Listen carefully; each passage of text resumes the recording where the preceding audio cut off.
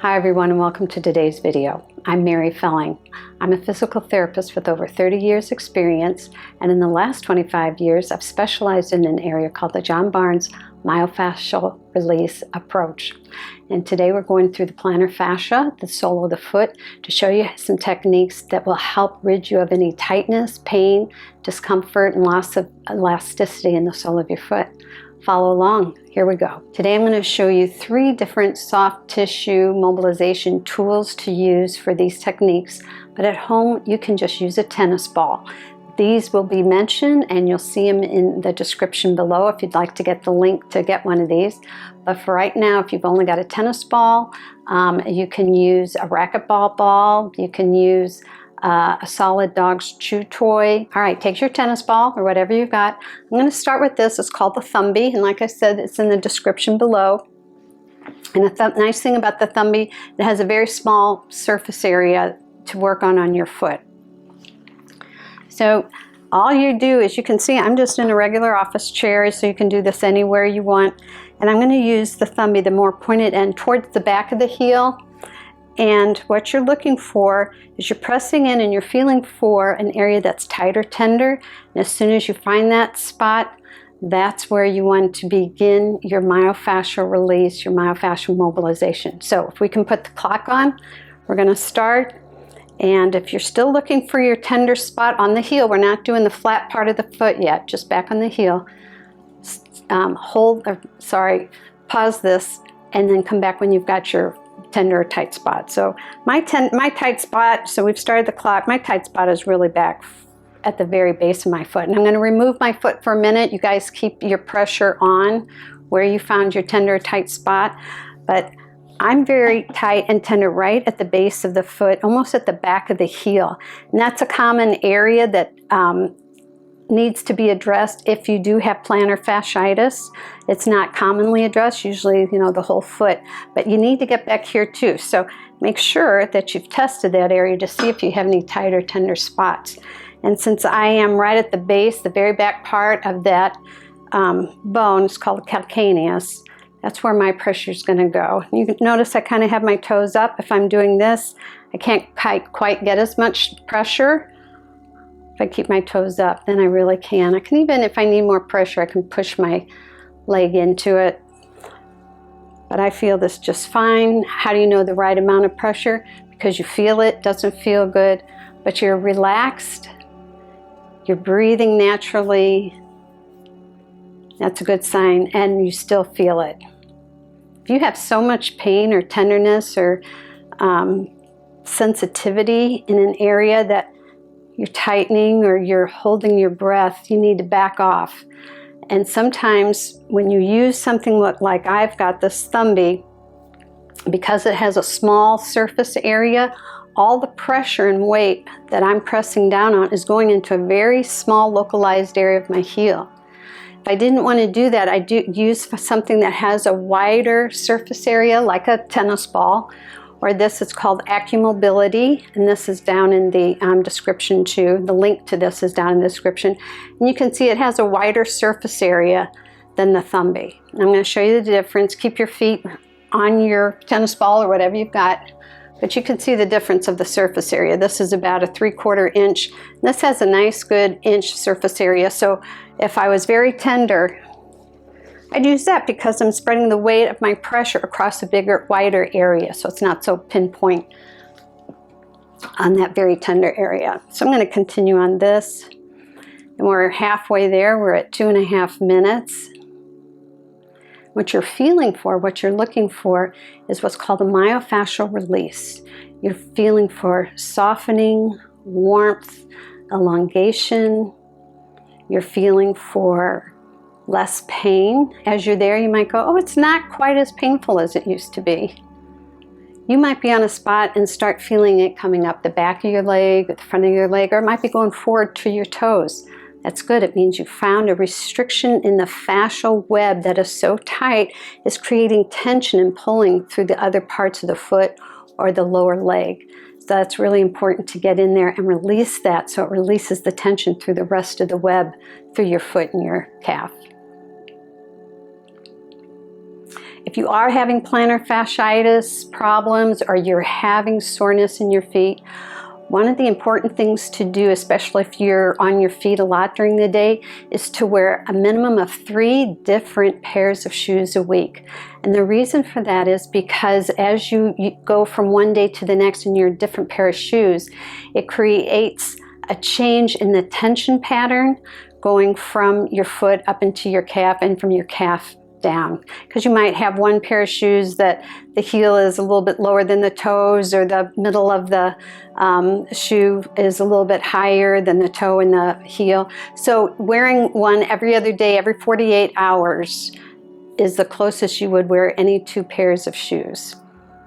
But try every 3 days before you start wearing the same shoe again. So what you wear on Monday should not be what you're wearing Tuesday and Wednesday, but on Thursday you can wear what you wore on Monday. Does that make sense? All right, so we're coming to the end. You can certainly stay in that position, especially if you feel like, oh, I can feel the changes. Boy, it was feeling like a bruise, now it feels numb, now it feels great. Stay on there. You can stay there 10 minutes and continue to get more and more releases. Remember to do this for 14 days in a row.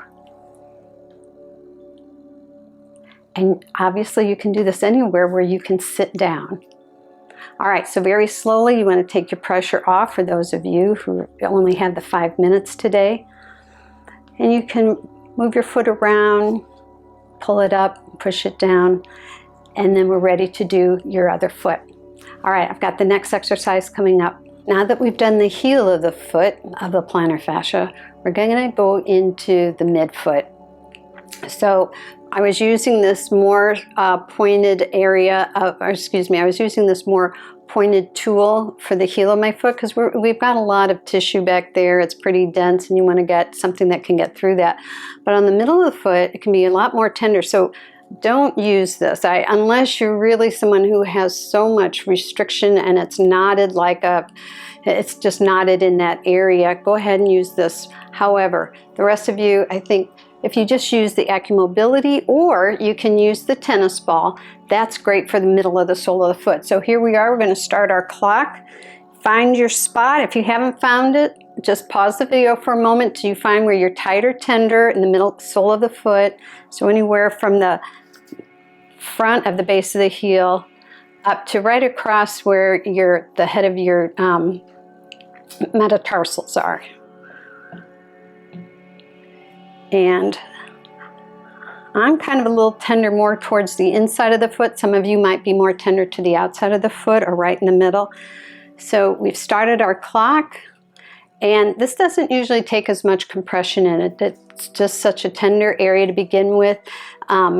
We don't have a lot of bone backing in there. You've just got your metatarsals.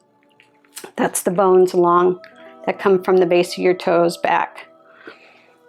So be gentle in there. As long as you feel it, you're great. And as you're there, you might feel that it starts burning. Even though you have a very minimal amount of pressure, you might start burning, you might start feeling numbness. That's great. It means you're on a myofascial restriction, an area of the fascia that over the years has become restricted, dehydrated, and tightened down because of overuse or repetitive use things. Maybe you're a runner, maybe you're on your feet a lot because of your job or your profession. But again, if you are having problems in there, the 3 shoes a week rule applies.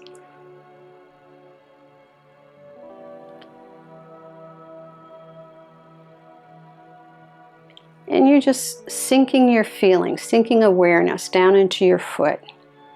All you're doing is feeling what's going on.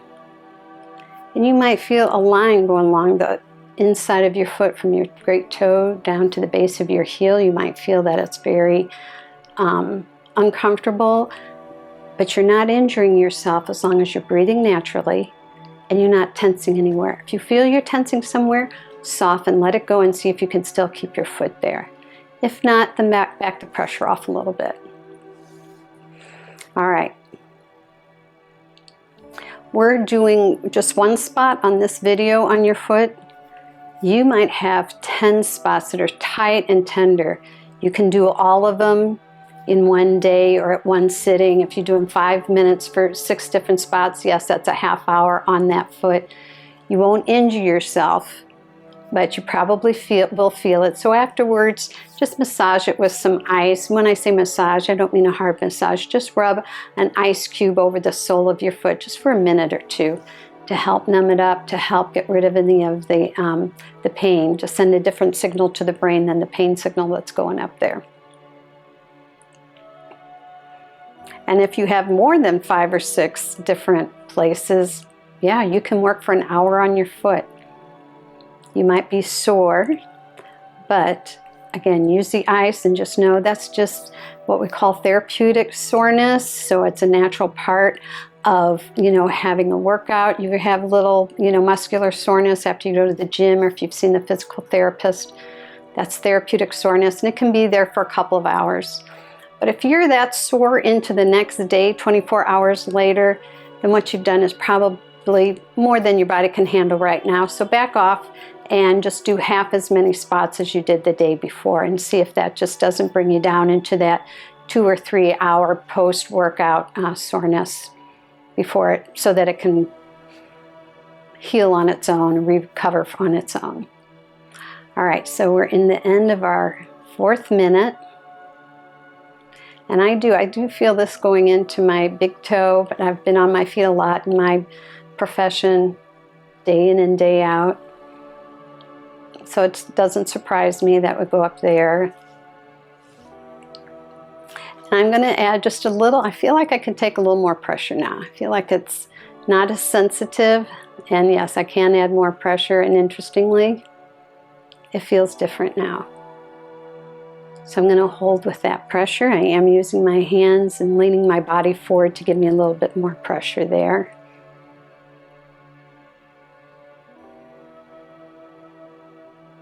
And it is important to go through your whole foot, find where other areas. You might be sore right at the base of all your toes. You need to work in there then. That's up for sale too. You don't have to limit it just to the heel and the middle of the foot. Get the entire plantar fascia that runs all the way up to the base of the toes. Okay, so for those of you who are finding you're getting some different sensations and releases, stay here. The rest of us are gonna stop. All right, so we're finished at our 5 minutes. You can do this 14 days in a row. That's the best way to do it. The foot can be really tender. So sometimes I tell patients, after 3 days, if you happen to be very tender because what you've done, take a day or 2 off, but then go back for it, so that in those 14 days, you don't have more than 3 days off, and you always have a minimum of 3 days in a row that you worked on yourself. Thank you for showing up, and I'll see you in the next video.